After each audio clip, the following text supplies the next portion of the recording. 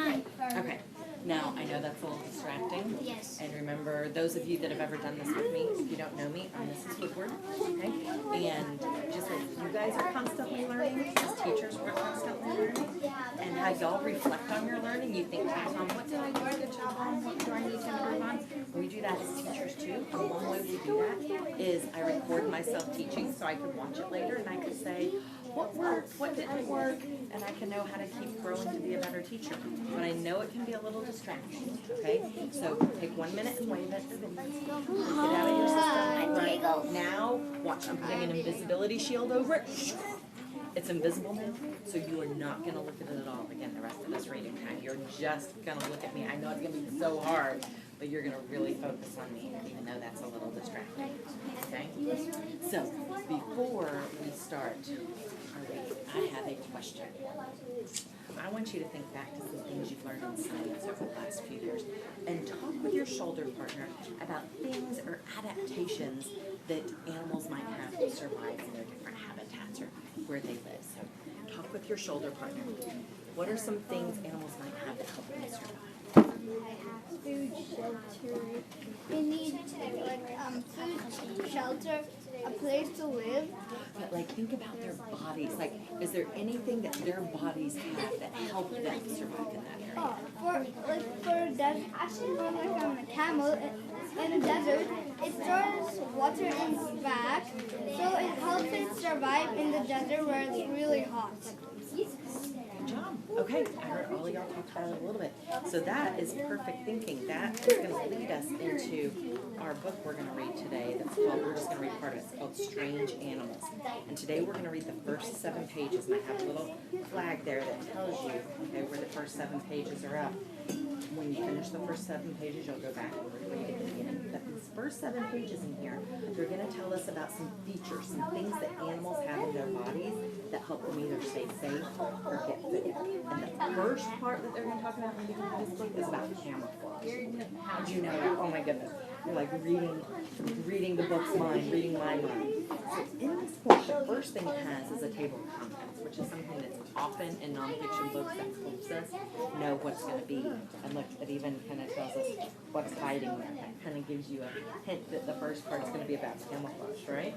And on this page here, it's showing us that there's a spiny double katydid, and it has little spines on there, and the spines scare the predators away. Okay? And then it tells us about how a lot of animals have special features that help them survive. And then it'll go in to kind of the camouflage. So it's going to talk to us about a chameleon, and that camouflage helps it blend it into its surrounding. And then over here we have a weedy sea dragon. Have y'all ever seen those before? They're cool. And look, it totally blends in with the seaweed in here. And then the last thing we're going to learn about is a bug, and it's this leaf insect. And you see, I know. Isn't that? Well, there is one there too. There's one on both pages. Do you see it? And these live in Asia and Australia. Okay, so before we read, I want you to think about a word. Okay, so I want you to think about the word surroundings. Surroundings. It's kind of a long word.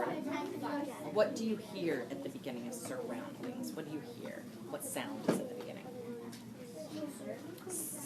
Or sir. Okay, what letters might make sir? You know, there's several things. Like if we say sir, like excuse me, sir, it would be S-I-R. In the word surrounding, it's going to be S-U-R. Okay, so you're going to look for that. Then surroundings, what do you hear at the end? Surroundings. Okay, that ing ending, right? Okay, so what makes that? I almost said it. I almost said what makes the ending. What makes that ing sound? What letters? I-N-G. Okay, and this says surroundings. So after it, we have an S. So everyone turn to page 4 a minute and find your fingers, and we're going to finger frame when we see a word that looks like surroundings that we just talked about. So it's going to start with sir, S-U-R, and end with ings, I-N-G-S. So find your 2 fingers, and when you find surroundings on page 4, go finger frame it. So show the beginning and the end. Perfect. Okay. Now I want you to think about the word growths. Growths. What sound you hear at the beginning of growths? Growth, right. What two letters make that blend? GR, okay? In growths, we have like a blend at the end and then another sound. What do you hear at the end? Growths. So it's the sound, right? Everyone can make that sound. It's kind of hard, isn't it? And you're right, it's going to be THS. So on page 5, look for growths and finger frame growths.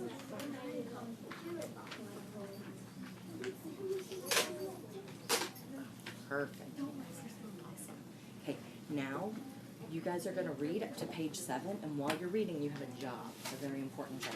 You are going to read to be able to explain to me each animal's special feature. So afterwards, you need to be able to explain to me each animal's special feature that we read about, okay? Okay, so go at the beginning and just read from page 7 when you finish. You read out for me?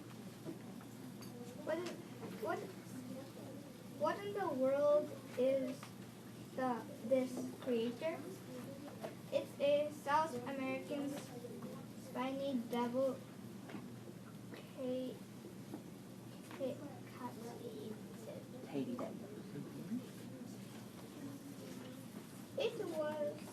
It has been spines all over its body. Some animals have strange bodies that help them blend in with their surroundings. This is called camouflage. An animal's color, markings, or body shape can be its camouflage. An animal such as a chameleon can change its colors to match its surroundings. I have a question for you.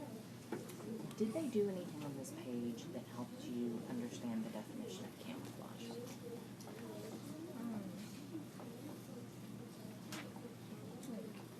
Color. So they said the word and then they start a new sentence, but they kind of almost clarify what camouflage is, right? So they said it's color, markings, or body shape can be its camouflage. So it's telling you camouflage is the way it looks. Good job. Can you see an animal in this picture? It's a wetty sea dragon swimming in the seaweed on the ocean floor. This sea I have a dragon. question. Is there anything in that picture too that didn't sound quite right?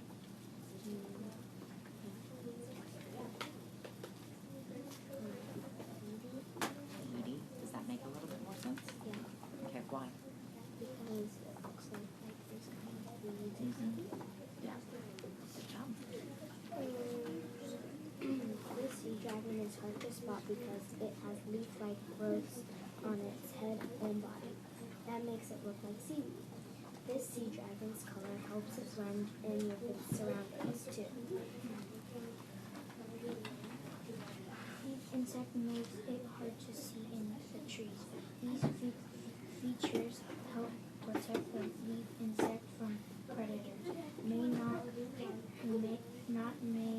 birds look for food would spot this feature. Will you reread that last sentence to me again? Not many birds looking for food will spot this feature. Did that make more sense? Yes. That time? So when you read something that doesn't make sense, that's something you can do to help it make sense.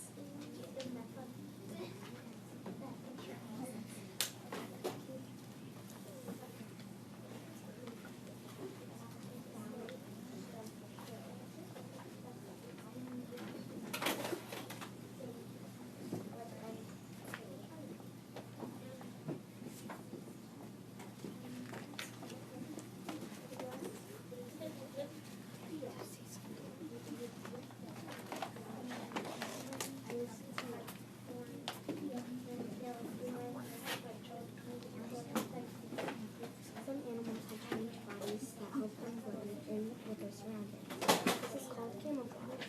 An animal's color, markings, or body shape can be its camouflage. An animal such as a chameleon can change its color to match its surroundings. This helps it hide from predators. Can you see an animal in this picture? It's a weedy sea dragon swimming in the seaweed on the ocean floor. This sea dragon is hard to spot because it has leaf-like growths on its head, body that make it look like sea beans. The sea dragon's color helps it blend in with its surroundings. Okay, go ahead and shut your books a minute. Okay.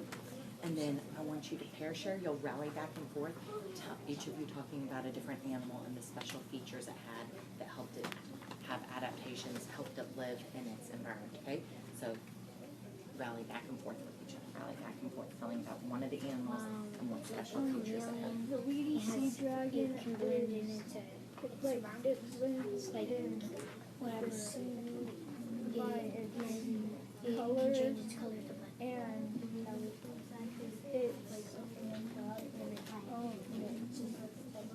Yeah, okay. Do you have one you want to share about? Yeah, a chameleon changes color with the tree, anything. It changes color for camouflage, for the predators to go away and not eat it. Good job. Good job, guys. Y'all did a good job of understanding how those animals were adapted to live. I have a question. The author put these pictures in here. How did these pictures support your understanding? So why do you think the authors put them here to help you understand? Go ahead. To make sure how it looks like, to tell the reader how it looks like. Kind of help you visualize that. Great. Did you have something else? No, visualize. Did you have? But I understand what it's talking about, like grief. Really think that if you really can't understand and there was no picture, you would have really Yeah. Kind of like that word that was a little tricky, weedy. Without maybe the pictures, it might be hard to understand that weedy. It kind of looks like weeds. Very good. So they put that there to help you understand. And I saw you doing something while you were reading that great readers do. I saw you really taking some time to focus on the pictures. Sometimes, especially as we get to be older readers, we can kind of feel like, oh, I don't need to think about those pictures too much. But really, a lot of times the pictures have great information in them. That was a great thing. Okay. Thank you. So we are going to turn to page 4. Okay. And I want you, we're going to practice reading with a comma in there. So we have this sentence, an animal such as a chameleon can change its color to match its surroundings. So let's listen to how I read that. An animal such as a chameleon can change its color to match its surroundings. Now read it with me, making sure we watch that comma. An animal such as a chameleon can change its color to match its surroundings. Great, let's do one more time. An animal such as a chameleon can change its color to match its surroundings. We're going to do one last thing before we finish. Sometimes when we have words that are complicated, like some of these words were complicated, and it's difficult to spell them, sometimes it's important to break words into syllables so that we can spell them. And all syllables are going to have a vowel. They're going to have a vowel sound in them. And one way to help us know their syllables is to put our hand under our chin, and every time our mouth moves, there's a syllable. So I'm going to say the word predator, and y'all are going to say it with me. We're going to see how many syllables we think. Predators. How many times did your mouth put your hand under your chin? Predators. How many times? 3. Okay, let's try survive. Survive. How many? 2. So we'd make sure there were at least 2 vowels in there. How about surroundings? Surroundings. How many? 3. Very good. You guys can keep these books. Okay, you guys can keep these books. Thanks for reading with me. Oh, you have 2 books then? Yeah. okay. That is okay. Here, these, I guess it is. Yes.